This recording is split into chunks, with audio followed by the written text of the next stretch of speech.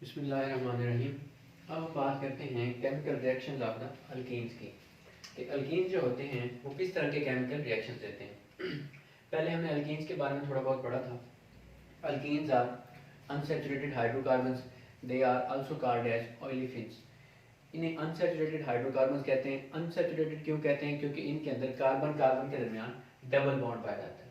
और इन्हें ऑयलीफिन्स क्यों कहते हैं? क्योंकि इनका रिएक्शन जब भी इनके लोअर मेंबर्स का जब भी रिएक्शन ब्रोमीन, क्लोरीन या फिर आप कह रहे हैं कि हैलोजन्स के साथ करवाया जाता है तो ये ऐसे प्रोडक्ट्स बनाते हैं जो ऑयल्स पर मुश्तमिल होते हैं। इसी वजह से इन्हें ऑयलीफिन्स भी कहा जाता है। अब हम बात करते हैं कि जो अल्कीन्स हैं वो किस तरह के केमिकल रिएक्शन देते हैं। सबसे पहली बात कि अल्कीन्स एडिशन केमिकल रिएक्शन देंगे। अल्कीन्स के बारे में हमने पढ़ा था, वो सब्स्टिट्यूशन रिएक्शन देते थे। अल्कीन्स जो हैं ये एडिशन रिएक्शन देंगे। अल्कीन एडिशन रिएक्शन क्यों नहीं देते थे? क्योंकि अल्कीन्स के अंदर सिर्फ और सिर्फ सिंगल बॉन्ड होता था। अगर हम बात करें अल्केन की तो इस तरह से हमने एक मीथेन की एग्जांपल पढ़ी थी, उनमें सिंपल सिंगल हर कार्बन के अंदर हर कार्बन सिंगल बॉन्ड की मदद से एक दूसरे के साथ या फिर हाइड्रोजन के साथ बॉन्डिंग करता था। लेकिन in case of the alkenes यहाँ पे डबल बॉन्ड होता है, और जब भी डबल बॉन्ड की बात हो तो याद रखें उसमें एक सिंगल बॉन्ड होगा और एक पाई बॉन्ड होगा, सॉरी एक सिग्मा बॉन्ड होगा और एक पाई बॉन्ड होगा। सिंगल बॉन्ड हो अकेला वो सिर्फ और सिर्फ सिग्मा बॉन्ड होता है। अगर डबल बॉन्ड हो वहाँ पे एक सिग्मा होगा एक पाई होगा, और अगर ट्रिपल बॉन्ड हो कहीं पे तो वहाँ पे दो पाई बॉन्ड्स होंगे और एक सिग्मा बॉन्ड होगा। पाई बॉन्ड जो होता है वो वीक बॉन्ड होता है, उसको तोड़ना आसान होता है, और जो सिग्मा बॉन्ड होता है वो थोड़ा स्ट्रॉन्ग बॉन्ड होता है तो उसको तोड़ना आसान नहीं होता। इसी वजह से अल्केन्स के अंदर सिग्मा बॉन्ड था, उसको तोड़ना आसान नहीं था। वो एडिशन प्रोडक्ट नहीं देते थे, वो हमेशा सब्स्टिट्यूशन प्रोडक्ट देते थे, ताकि जैसे हमने उनका तबादला करवाया वहाँ आइटमों का तब तो वो रिएक्शन देते थे, लेकिन एडिशन प्रोडक्ट वो नहीं देते थे। हमने क्या करवाना है? सबसे पहले हमारे पास रिएक्शन है हाइड्रोजनेशन ऑफ द अल्कीन। ये थोड़ा सा मैकेनिज्म है, जनरली देखें। अल्कीन हमेशा एडिशन रिएक्शन देंगे, उनके अंदर जो पाई बॉन्ड होगा वो टूटेगा और उससे क्या बन जाएगा आपके पास वो बॉन्ड। जब वो बॉन्ड टूटेगा तो उसकी जगह पे हर कार्बन के साथ वहाँ पे वैकेंसी क्रिएट हो जाएगी कि कोई ना कोई एटम आके अटैच हो जाए।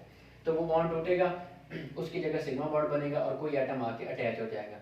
और आप इनमें छोटे एटम जैसे कि स्मॉल एटम जैसे कि हाइड्रोजन, क्लोरीन, ब्रोमीन वगैरह के एडिशन करवा सकते हैं। तो सबसे पहले हमारे पास हाइड्रोजनेशन ऑफ द अल्कीन। हाइड्रोजीनेशन, हाइड्रोजी मतलब ये फर्स्ट वर्ड में देखें तो हाइड्रो लिखा है मतलब हाइड्रोजन, जीनेशन का मतलब ले लें कि ऐड करवाना। तो पहला है हमारे पास hydrogenation of the alkene. Alkene के अंदर हाइड्रोजन का दाखिला। ये हमारे पास एक अल्कीन है जिसका नाम इथीन है आपके पास, इसके अंदर आपने हाइड्रोजन का दाखिला करवाना। देखिए सिंपल सी बात है, अगर इस H2 को मैं इस तरह से लिख लूँ तो कोई इशू नहीं है, सेम ही होगा। और यहाँ पे डबल बॉन्ड है, इसमें एक सिग्मा एक पाई है, यहाँ से ये सिग्मा पाई बॉन्ड जो है वो ब्रेक होगा और ऐसे समझें कि ये वाला बॉन्ड यहाँ से टूटा और खत्म हो गया। अब कार्बन कार्बन के दरमियान बाकी सिंगल बॉन्ड है, दो एटम ये अटैच हैं और तीसरा ये बॉन्ड है। कार्बन की वैलेंसी 4 होती है, अब 3 बॉन्ड है तो इसको एक और बॉन्ड चाहिए। तो क्या होगा, एक हाइड्रोजन इस पे आके ऐड हो जाएगा और दूसरा हाइड्रोजन आके इस कार्बन पे। तो नतीजे में इस कार्बन के साथ दो हाइड्रोजन पहले थे, एक और आ गया, CH3 बन गया। इसके साथ भी दो हाइड्रोजन थे, एक हाइड्रोजन और आ गया तो यहाँ पे CH3 बन गया। इस तरह से अल्कीन से, यहाँ पे जो डबल बॉन्ड था ये अल्कीन थी, अल्कीन से हमने अल्केन को प्रिपेयर कर लिया। In other words unsaturated reactant से या अनसैचुरेटेड कंपाउंड से आपने सैचुरेटेड कंपाउंड को प्रिपेयर कर लिया। और ये सारा प्रोसेस जो है कैटलिस्ट निकल या प्लाटिनियम की मौजूदगी में होगा, और इसके लिए गिवन कंडीशन या टेम्परेचर 250 से 300 डिग्री सेल्सियस टेम्परेचर होगा। ये इसकी रिक्वायरमेंट है। अब इस रिएक्शन की बहुत अहमियत है, बहुत इंपॉर्टेंस है, इंडस्ट्रियल लेवल पे भी इसको इस्तेमाल किया जाता है। वहाँ पे ऑयल जो अनसैचुरेटेड आपके पास फैटी एसिड या हाइड्रोकार्बन होता है उसमें आप क्या करते हैं, हाइड्रोजन का दाखिला करवाते हैं निकल कैटलिस्ट की मौजूदगी में, जिससे आपके पास सैचुरेटेड प्रोडक्ट जिसे आप मार्जिन या फिर वनस्पति घी कहते हैं, इसको भी प्रिपेयर किया जा सकता है।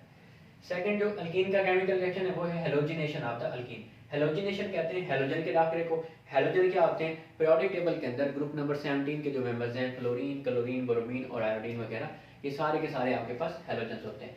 उनका अल्कीन के अंदर दाखिला हमने करवाना है, उसे आप कहेंगे हेलोजिनेशन ऑफ द अल्कीन। लेकिन हम यहाँ एक मखसूस क्लास की बात करें, ब्रोमिनेशन। आपने ब्रोमीन का दाखिला अल्कीन के अंदर करवाना है। उससे पहले अब ये बहुत ही अहम केमिकल रिएक्शन है। ब्रोमिनेशन में हम करते क्या है, हम ब्रोमीन और वाटर को मिलाते हैं और उससे हमारे पास बनता है ब्रोमीन वाटर। उस ब्रोमीन वाटर का जो कलर होता है वो होता है रेड ब्राउन कलर। अब इसका हम दाखिला करवाते हैं, इसको ट्रीट करवाते हैं अल्कीन के साथ। अल्कीन वो होगी जिसके अंदर डबल बॉन्ड होगा। अब इसके साथ जब ट्रीट करवाएंगे तो अगेन यहाँ पे जो पाई बॉन्ड होगा वो ब्रेक हो जाएगा। जब ये ब्रेक होगा तो एक ब्रोमीन एक कार्बन के ऊपर और दूसरी ब्रोमीन दूसरी कार्बन के ऊपर आके अटैच हो जाएगी। इस तरह से हमारे पास अनसैचुरेटेड रिएक्टेंट से सैचुरेटेड प्रोडक्ट तैयार हो गया। अब इस रिएक्शन की अहमियत क्या है? इस रिएक्शन को अनसैचुरेशन फाइंड करने के लिए या आपकी डबल बॉन्ड कहाँ पे मौजूद है उसका पता लगाने के लिए भी इस्तेमाल किया जाता है। क्योंकि ब्रोमीन वाटर जब इस्तेमाल करेंगे उसका कलर होगा रेड ब्राउन कलर। जब इसको हम अल्कीन में मिलाएंगे, अल्कीन में होगा डबल बॉन्ड, ब्रोमीन वहां जाके रिएक्ट करेगी और उसके ऊपर जाके अटैच हो जाएगी। तो ये जो रेड ब्राउन कलर होगा ना, ये डिसअपीयर हो जाएगा, खत्म हो जाएगा। इस तरह से हमें पता चलेगा हमने जिस कंपाउंड के साथ ब्रोमीन वाटर ऐड किया है वो अनसैचुरेटेड है या उसमें डबल बॉन्ड है। अगर डबल बॉन्ड है तो तब भी ब्रोमीन वहां जाके अटैच हुई है, अगर डबल बॉन्ड ना होता तो ब्रोमीन वहां पे अटैच ना होती। तो इसको एक टेस्ट के तौर पे भी इस्तेमाल किया जाता है। किस टेस्ट के तौर पे? टेस्ट फॉर अनसैचुरेशन, कि अल्कीन के अंदर या किसी भी कंपाउंड के अंदर अनसैचुरेशन का पता लगाने के लिए भी आप इस टेस्ट को इस्तेमाल कर सकते हैं। और ये सारा अमल एक सॉल्वेंट की मौजूदगी में होता है, एक इनर्ट सॉल्वेंट लाइक एज आपके पास कार्बन टेट्राक्लोराइड, इसको आपको इस रिएक्शन में इस्तेमाल करना पड़ेगा। तो इस तरह हमने क्या किया, अल्कीन से एक अल्केन तैयार कर लिया, सिंगल बॉन्ड वाला कंपाउंड तैयार कर लिया। नेक्स्ट है आपके पास हाइड्रोहेलोजिनेशन ऑफ अल्कीन। अब ये क्या होती है हाइड्रोहेलोजिनेशन? अभी हमने बात की थी हाइड्रोजनेशन की, तो उसमें था हाइड्रोजन का दाखिला। उसके बाद हमने बात की हेलोजिनेशन की, तो इसमें था हेलोजन का दाखिला। अब है हाइड्रोहेलोजिनेशन, इसमें हमने इन दोनों को मिलाना है। ऐसे समझे, हाइड्रो मतलब हाइड्रोजन का, हेलोजी में हेलोजन है, तो हाइड्रोजन और हेलोजन नेशन मतलब दाखिला, दोनों का आपने अल्कीन के अंदर दाखिला करवाना है। ये हमारे पास एक हाइड्रोजन हेलाइड है, H हेलाइड के लिए, और X आपके पास जो है हेलोजन के लिए होगा। तो ये आपके पास हाइड्रोजन हेलाइड है, इसका आपने दाखिला करवाना है अल्कीन के अंदर। ये हमारे पास एक अल्कीन है, सेम वही प्रोसेस होगा कि ये वाला पाई बॉन्ड है। पाई बॉन्ड हम हर जगह क्यों तोड़ रहे हैं, हम सिग्मा क्यों नहीं तोड़ रहे? Sigma bond is a strong bond. उसकी वजह ये है कि उसकी जो इलेक्ट्रॉनिक डेंसिटी होती है दो न्यूक्लियस के दरमियान में पाई जाती है, तो वो स्ट्रॉन्ग होता है। और जो पाई बॉन्ड होता है उसकी इलेक्ट्रॉन डेंसिटी न्यूक्लियस के ऊपर और नीचे तकसीम हुई होती है। दो एटम के जब न्यूक्लियस मिलते हैं उसकी इलेक्ट्रॉन डेंसिटी ऊपर और नीचे होती है, ना कि दरमियान में होती है। इसी वजह से वो वीक होता है, उसको तोड़ना आसान होता है। अगेन हम यहाँ पे पाई बॉन्ड ब्रेक करवाएंगे तो इसमें भी एडिशन होगी हाइड्रोजन और हेलोजन की। एक कार्बन के ऊपर हाइड्रोजन ऐड हो जाएगा, लेट ये हाइड्रोजन इस कार्बन के ऊपर ऐड हो गया और ये जो हेलोजन है वो इस कार्बन के ऊपर ऐड हो गया, क्योंकि जब बॉन्ड टूटेगा तो दोनों कार्बन के ऊपर एक एक बॉन्ड की वैकेंसी क्रिएट हो जाएगी। इस तरह से हमारे पास इथाइल हैलाइड की फॉर्मेशन हो जाएगी। तो अनसैचुरेटेड रिएक्टेंट था, उससे हमने सैचुरेटेड प्रोडक्ट तैयार कर लिया। अगला रिएक्शन भी सेम ही है, आपकी बुक में उन्होंने दिया हुआ है। आप HX की जगह, X तो जनरली है, आप उसकी जगह क्लोरीन, ब्रोमीन, आयोडीन वगैरह इस्तेमाल कर सकते हैं। HCl के साथ रिएक्शन करवाएं फिर भी सेम रिएक्शन होगा, एक कार्बन के ऊपर हाइड्रोजन का दाखिला होगा, एक के ऊपर क्लोरीन का। जब ये पाई बॉन्ड यहाँ से ब्रेक करेंगे तो अगेन आपके पास इथाइल क्लोराइड बन जाएगा। इसमें भी आप ये पाई बॉन्ड ब्रेक करवाएंगे, अल्कीन था, हाइड्रोजन ब्रोमाइड के साथ रिएक्शन करवाया, हाइड्रोजन एक कार्बन पे और ब्रोमीन दूसरी कार्बन पे। इस तरह से आपके पास इथाइल ब्रोमाइड की प्रिपरेशन होगी। लास्ट में दिया हुआ है आपकी बुक में कि order of the reactivity of the halogen halide, या इनको हेलोजन एसिड का नाम भी देते हैं। तो इनकी रिएक्टिविटी का ऑर्डर, सबसे ज्यादा जो रिएक्टिव होता है वो आपके पास है हाइड्रोजन आयोडाइड, उसके बाद है हाइड्रोजन ब्रोमाइड और उसके बाद है हाइड्रोजन फ्लोराइड। अब इस की पॉइंट को सुने, किसी भी चीज की रिएक्टिविटी का अनुसार इस बात पे होता है कि वो किसी और कंपाउंड के साथ मिलकर कितनी तेजी से बॉन्ड बनाती है, वो उसकी होती है रिएक्टिविटी।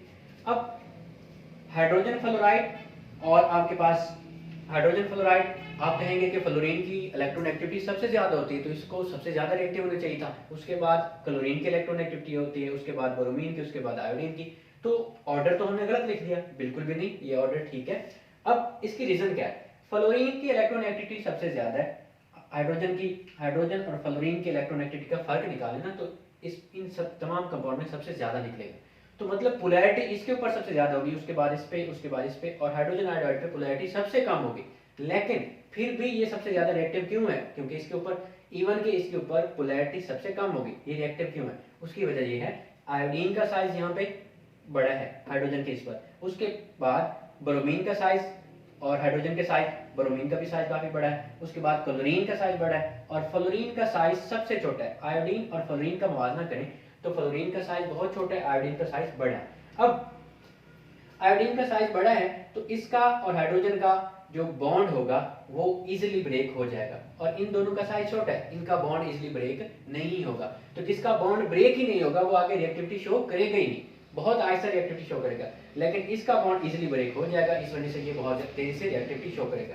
इसके बॉन्ड को तोड़ने के लिए आपको 2 to 8 किलो जॉल पर मोल एनर्जी देनी पड़ती है, और इसके बॉन्ड को तोड़ने के लिए आपको 4, 6, 7 किलो जॉल पर मोल एनर्जी देनी पड़ती है। तो अंदाजा लगाएं, जिसको तोड़ने के लिए ज्यादा एनर्जी देनी पड़ेगी वो लेस रिएक्टिव होगा क्योंकि उसका बॉन्ड आसानी से टूटेगा ही नहीं, और जिसको तोड़ने के लिए कम एनर्जी देनी पड़ेगी वो ज्यादा रिएक्टिव होगा क्योंकि उसका बॉन्ड आसानी से टूट जाएगा और फिर जाके वो किसी और के साथ रिएक्ट कर लेगा।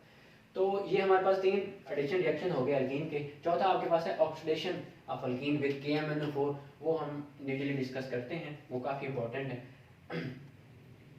तो वो इससे नेक्स्ट लेक्चर में इंशाल्लाह।